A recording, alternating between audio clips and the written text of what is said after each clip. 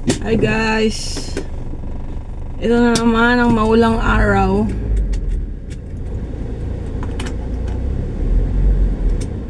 Mamamalengke ako guys. Tingnan natin kung anong meron. Samahan niyo ako.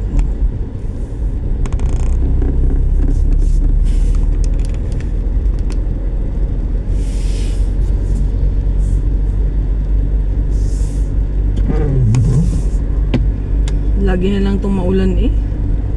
Pero bago tayo mamalengke, ano yun muna? Alam nyo ba guys, nung ako ay bata pa, pagkabaha, edi uutusan ka ng nanay mo punta sa palengke. Kasi nga naman noon hinihika ang nanay ko. Ang nangyari, bumili ng isda. Tapos alam nyo guys, hindi nyo naman ako masisi noon. Bata naman ako noon guys. Oo, madumi. Nakakarumi ba? Kasi bumili ako ng isda. Napagalitan ako ng tatay ko. Sinumbong ako ng kapitbahay namin. Kasi yung isda guys, alam mo yung malinis kasi yung dumadaloy na tubig. Tingin ko malinis, pero madumi yun actually. Yung yung doon sa may, ano bang tawag doon? Imbornal ba yan? Imbornal guys. Sabi ng mga kaibigan ko, naglalaro sila ng papel na bangka-bangka. Tapos guys, ang ginawa ko guys, kasi sila bangka-bangka, wala man akong bangkang papel. Ang ginawa ko guys, yung binili ko na isda, pinaswimming ko doon sa Imbornal guys. Nakita ng kapitbahay namin. Ayun. Sinabi sa tatay ko, sinundo ako ng tatay ko doon sa kanto. Sabay pingot sa tenga. Ay, Diyos ko po. Iniisip-isip ko ba guys, no? Grabe pala naman guys yung ginawa ko. Para naman tanga. Naranasan nyo ba yun? Ewan ko sa inyo, siguro hindi nyo naranasan yun. Ewan ko ba yung sa isip ko guys, kung paano ko naisip yun. Palibasa nga'y bata. Gusto makipagtagisan ba sa mga kalaro niya na meron kang isda na langoy ba dun sa, kaya lang Imbornal ba yun guys. Lumakas na naman guys ang ulan. Ayan.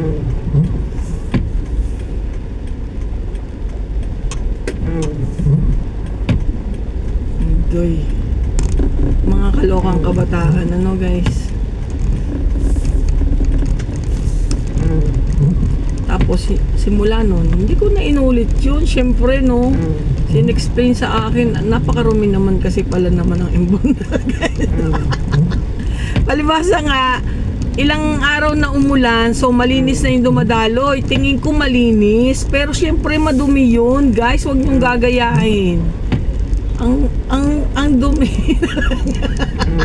Sabagay, ngayon hindi na talaga gagawin ng mga kabataan yan, ano. Kasi ano na, ayos na. Ayos na ang mga bata ngayon, di na nga lumalabas eh, kasi computer eh. Pero kami noon, nako hindi na. Diba? Ang hirap kaya. Yun lang masasabi ko sa kabataan ko noon. Madaming mga palpak.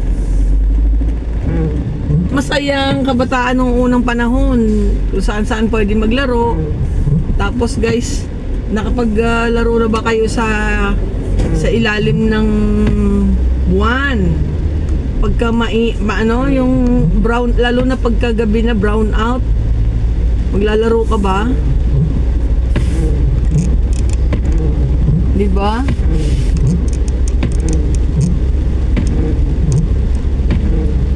Tapos mag-ano kayo, anong tawag doon, yung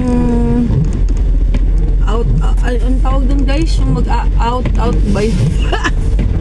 Yung tayaan, yung habulan. tayaan, tapos meron pang tumbang preso. Ganun ba guys?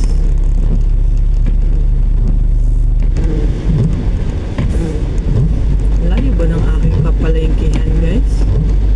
Ano ba yan? Hindi ko na alam kung saan tayo. Lakasan ng ulan. Parang hindi na ata kita madadala sa palengke. Isang ulan.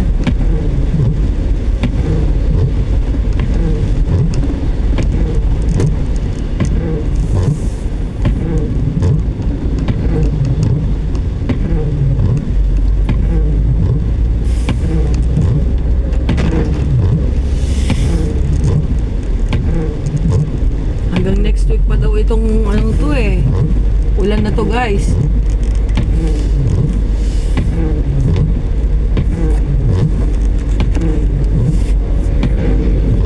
Hanggang next week pa. Kaya asahan natin na pasensya na kayo sa sasakyan. Kasi hindi naman to bago. Kaya naririnig niyo yung mga ingay-ingay na yan. Pasensya na. Eto guys, yung sa Banay-Banay. Dito banda yung malalim na baha guys. Abot hanggang bewang dito guys.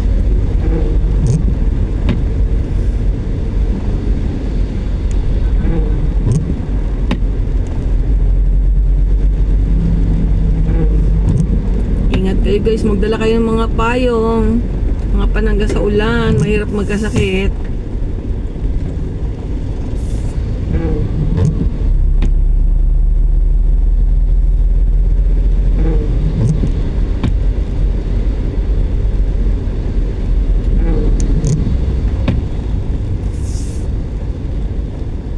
Yan, ito naman yung papuntang Mataas na Kahoy. Mataas na Kahoy ang tawag dito guys.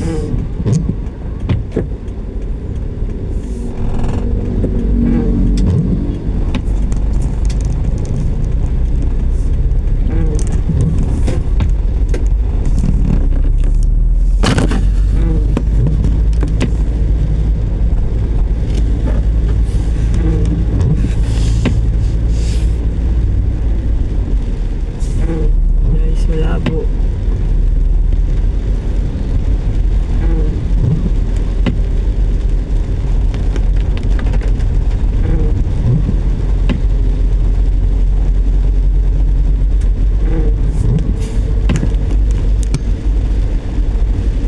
Grabe na ang ulan guys.